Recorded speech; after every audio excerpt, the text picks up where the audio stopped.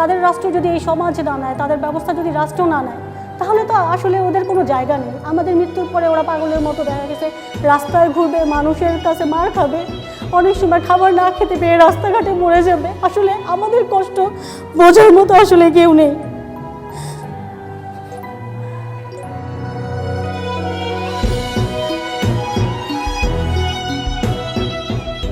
আমি তো ছাড়া আমার বাচ্চা তো অচল, আমাকে ছাড়া আমার বাচ্চা কিছু করতে পারে না।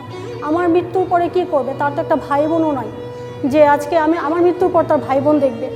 কিন্তু এখন ভাই বোন থাকলেও বা কি, সেটাও তো ভরসার জায়গা না। আসলে রাষ্ট্রকে বা সরকারকে, সমাজ থেকে সবাইকে এগিয়ে আসতে হবে এই সন্তানদের জন্য। ওরাও তো এই দেশের নাগরিক, তাই না? ওরাও তো পৃথিবীর মধ্যে, ওদের তো একটা মানুষ, ওদের তো একটা অস্তিত্ব আছে। আসলে কোনো মানুষই কারোর জন্যই হবে না। সামাজিকভাবে যদি ওদের কোনো দায়িত্ব নেওয়া যায়, সামাজিকভাবে যদি ওদের কোনো ব্যবস্থা করা হয় যে এই সন্তানগুলো তাদের মা বাবা না থাকার পরে যে তাদের অবস্থা কোথায় যাবে, তাদের একটা নির্দিষ্ট একটা আবাসস্থল দরকার, যাতে সরকারিভাবে এদের দায়িত্ব নেওয়া উচিত যে এরা আসলে এদের মা বাবার অ্যাবসেন্সে এদের যেন একটা নির্দিষ্ট নিরাপদ জায়গা থাকে যেখানে তাদেরকে রাখা যাবে। মাঝে মাঝে এমন আচরণ করে, দেখলে দূরে চলে যায়, মনে হয় যেন ওদেরকে খেয়ে ফেলবে, বাঘ ভাল্লুক আসছে ওদের সামনে। তারপরে আমার সাথে একদিন তর্ক হয়ে গেছে এক লোকের সঙ্গে। সেই লোককে আমি বলছি, আপনি ওকে দেখে এরকম দৌড় দেন কেন? ওকে আপনাকে কামড়াবে না মারবে? আর ও যদি আপনাকে মারে তো আপনার সমস্যা কি? আপনি তো ওর থেকে অনেক বড়, একটা থাপ্পড় দিলে আপনি 2টা থাপ্পড় দিতে পারবেন। আপনি ওকে দেখে এরকম ভয় পেয়ে যান কেন? সবসময় চলে যান কেন? আপনি এরকম আচরণ কখনো করবেন না। পরে বলে, আপনার বাচ্চার জন্য তো আমাদের অনেক সমস্যা হয়ে যায়, আপনার বাচ্চার জন্য কি আমি এরকম প্রতিদিন দাঁড়ায় থাকবো নাকি? আমি বলছি, ও তো প্রতিদিন আপনাকে ডিস্টার্ব করে না, মাঝে মাঝে কখনো দেখলে এরকম করে, সেজন্য আপনি সবসময় এরকম আচরণ কেন করেন?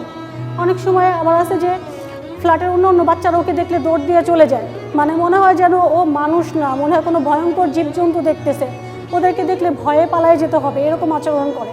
তখন ওদেরকে আমি ডেকে ডেকে বোঝাই যে ও তোমাদের ভাইয়া হয়, ও তোমাদেরকে মারবে না, তোমাদেরকে বকবে না, ভাইয়ার সাথে কথা বলো, ও তোমাদেরকে ভালোবাসবে। তখন বাচ্চারা অনেক সময় এরকম করে কাউন্সেলিং করলে বাচ্চারা অনেক সময় এগিয়ে আসে।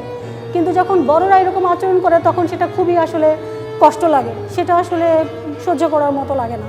এই অবস্থা তো আসলে এটা যদি আমি এখনও মনে করি, এখনও আমার মনে হয় যে আমার বুক ভেঙে কান্না আসে। কারণ ওই মুহূর্তে তো আসলে আমি চিন্তাই করতে পারি না এই যে আমি এত বড় একটা কঠিন সত্যের মুখোমুখি হব। সেটা মনে হলে এখনও আমার চোখের পানি আমি ধরে রাখতে পারি না। কারণ একটা মা বাবার কাছে তো তার সন্তানই পৃথিবীতে সবচাইতে বড় সম্পদ। এর চাইতে তো মা বাবার কাছে তো প্রিয় সম্পদ আর কিছু নাই। তো এইটা আসলে আমার জন্য কি পরিমাণ কষ্ট, সেটা আসলে আমি মুখে বলে ভাষায় প্রকাশ করতে পারবো না।